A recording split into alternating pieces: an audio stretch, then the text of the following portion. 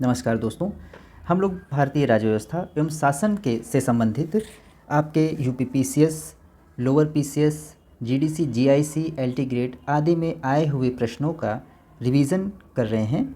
उसी श्रृंखला में आज हम लोग भारत के संवैधानिक विकास को जो है चर्चा करेंगे। उसमें आए हुए प्रश्नों की एक चर्चा करेंगे। ये आपके आगामी जो भी एग्ज़ाम्स हैं उसमें बहुत ही सहायता करेगा। तो आइए देखते हैं आज का पहला प्रश्न।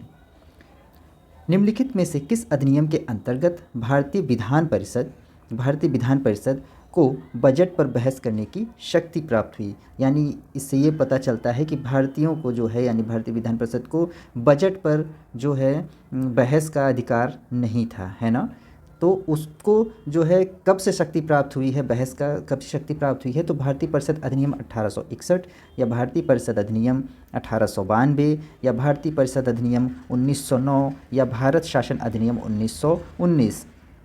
तो इसका सही उत्तर हो जाएगा ऑप्शन बी, भारतीय परिषद अधिनियम 1892। इसकी व्याख्या देख लेते हैं।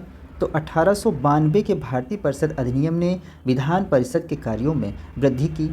इसके तहत बजट पर बहस करने की शक्ति, ठीक है, ये नोट डाउन कर लीजिएगा, बजट पर बहस करने की शक्ति और तो दी गई, परंतु मतदान का अधिकार नहीं दिया गया। ये इम्पॉर्टेंट है, नोट डाउन करेंगे कि मतदान का अधिकार नहीं दिया गया। 1892 का जो अधिनियम था 1892 का जो अधिनियम था उसके तहत क्या किया गया कि बजट पर, है ना, बजट पर बहस की शक्ति दी गई, लेकिन मतदान का अधिकार, मतलब कि किसी चर्चा, कोई किसी मतलब टॉपिक पे अगर चर्चा हो रही है तो उसमें इनको मतदान करने का अधिकार नहीं था भारतीयों को, है ना, केवल बहस करने का अधिकार था। पहले तो बहस करने का भी अधिकार नहीं था, फिर उसको 1892 में क्या किया गया कि भारतीयों के जो कार्य थे उनमें वृद्धि की गई और क्या किया गया कि जो बजट था उस पर बहस के लिए अधिकार दिया गया, लेकिन फिर भी मतदान का अधिकार उन्हें नहीं दिया गया, ठीक है ना।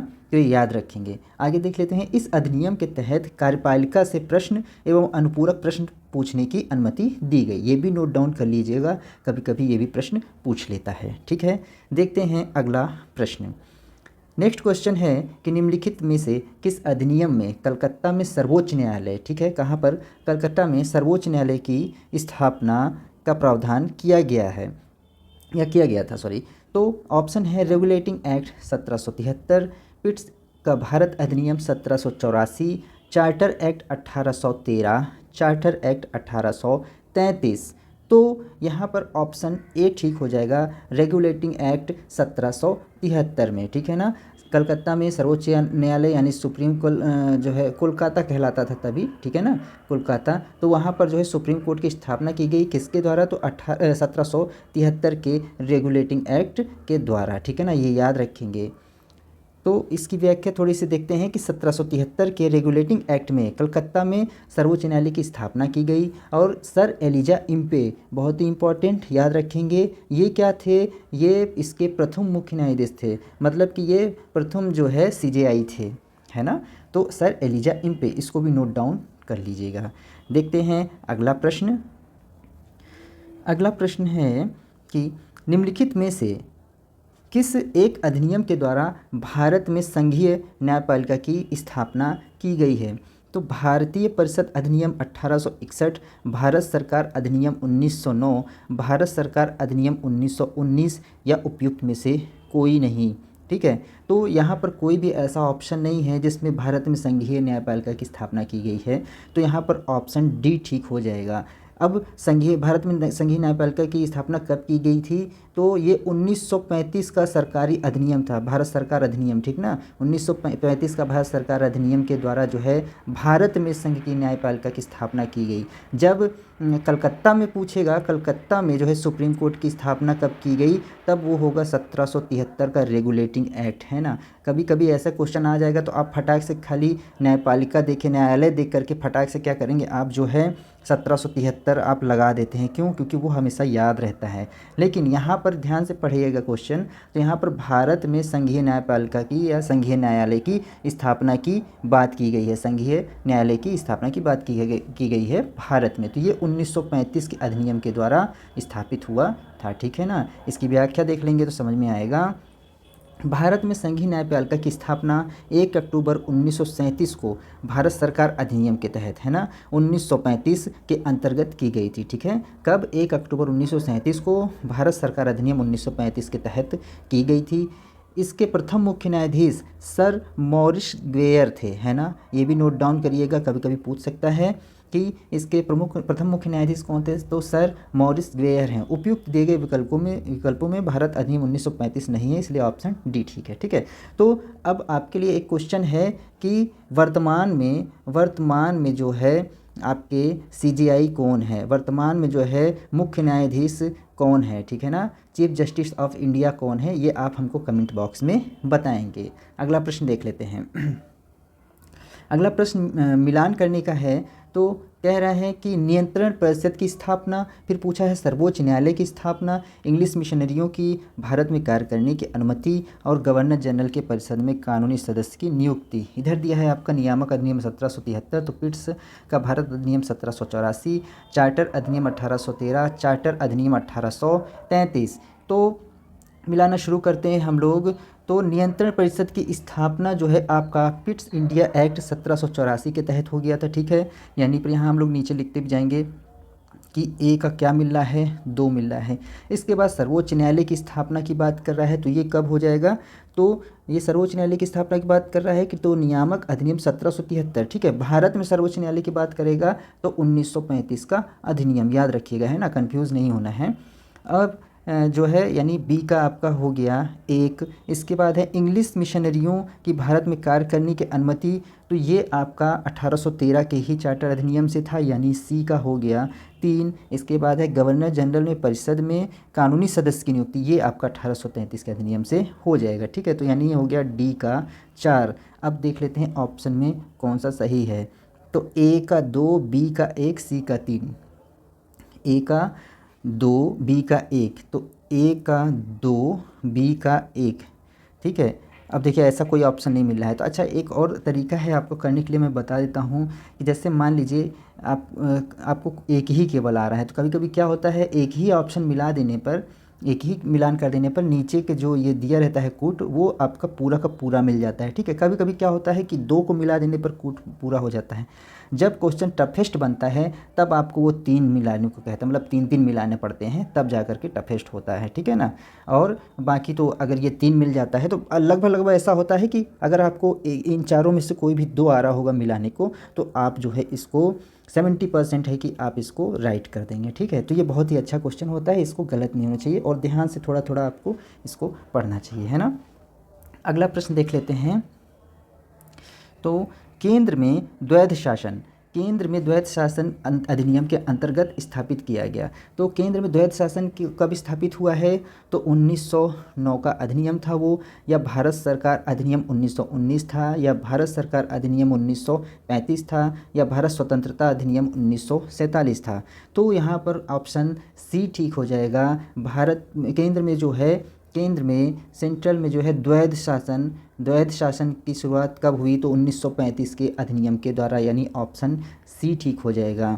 इसकी व्याख्या देख लेंगे तो अच्छे समझ में आएगी। भारत सरकार अधिनियम 1935 के अंतर्गत केंद्र में द्वैध शासन की एक नए अखिल भारतीय संघ की स्थापना तथा प्रांतों में द्वैध शासन की व्यवस्था को समाप्त करने का प्रावधान किया गया। ठीक है, तब क्या था कि प्रांतों में द्वैध शासन था, उसको समाप्त करके क्या किया गया कि सेंट्रल में द्वैध शासन, केंद्र में द्वैध शासन की शुरुआत की गई कब, 1935 के अधिनियम के द्वारा। याद रखिएगा, ये 2 लाइन बहुत ही इंपॉर्टेंट है, को समाप्त करने का प्रावधान किया गया। इसके बाद प्रांतों में द्वैध शासन का उपबंध 1919 के अधिनियम के द्वारा किया गया था।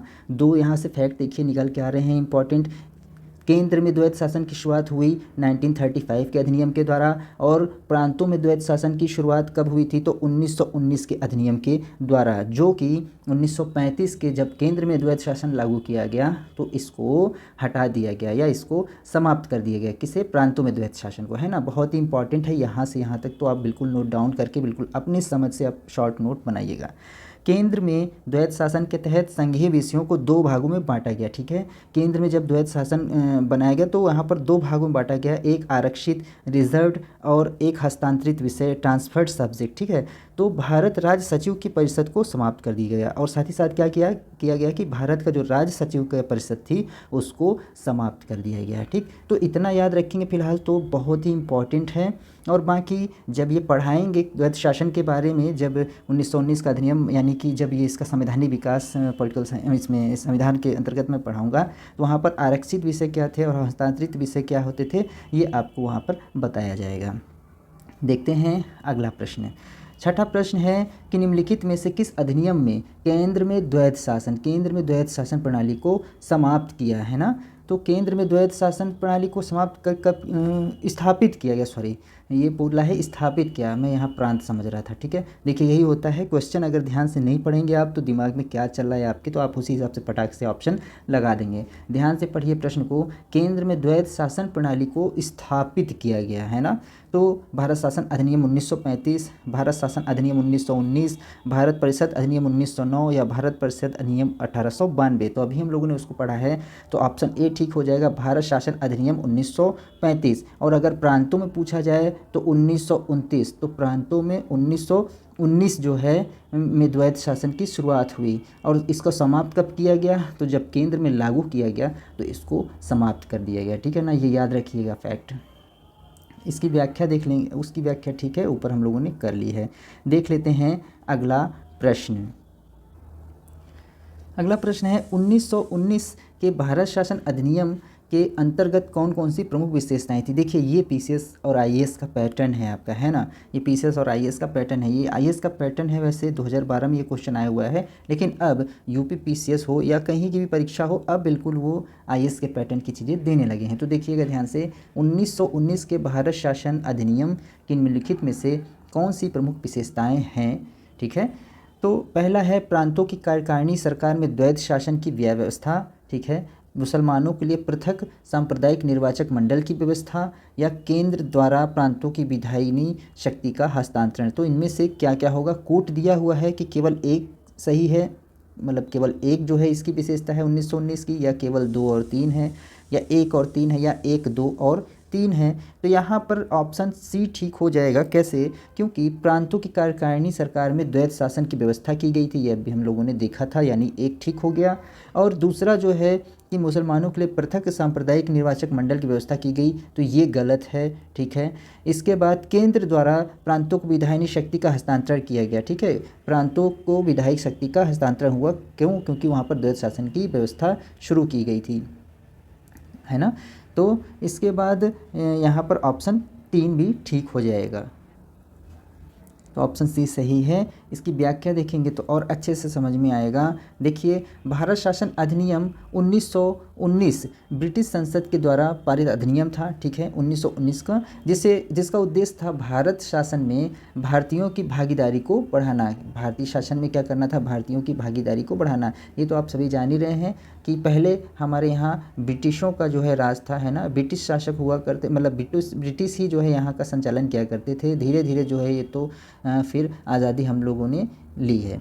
ठीक, इस अधिनियम को भारत सचिव एडविन मॉन्टेग्यू और वायसराय लॉर्ड चेम्सफोर्ड के कार्यकाल में पारित किया गया। कौन कौन थे इसके सचिव, थे आपके एडविन मॉन्टेग्यू, ध्यान से दीजिएगा, और वायसराय थे लॉर्ड चेम्सफोर्ड के कार्यकाल में, है ना। इस अधिनियम के द्वारा राज्यों में द्वैध शासन की शुरुआत की गई या स्थापना की गई। ऐसे प्रत्येक राज्य में राज्य के प्रशासन को 2 श्रेणियों में बांटा गया था, एक आरक्षित और एक हस्तांतरित। इस प्रकार हस्तांतरित विषयों के संबंध में केंद्र द्वारा प्रांतों को विधायिनी शक्ति का हस्तांतरण किया गया। ठीक है ना। और 1919 के अधिनियम को और क्या बोलते हैं, मॉन्टेग्यू चेम्सफोर्ड, यानी मॉन्टेग्यू जो सचिव थे और चेम्सफोर्ड जो वायसराय थे, उन्हीं के नाम पे इसको मॉन्टेग्यू चेम्सफोर्ड भी कहा जाता है ना।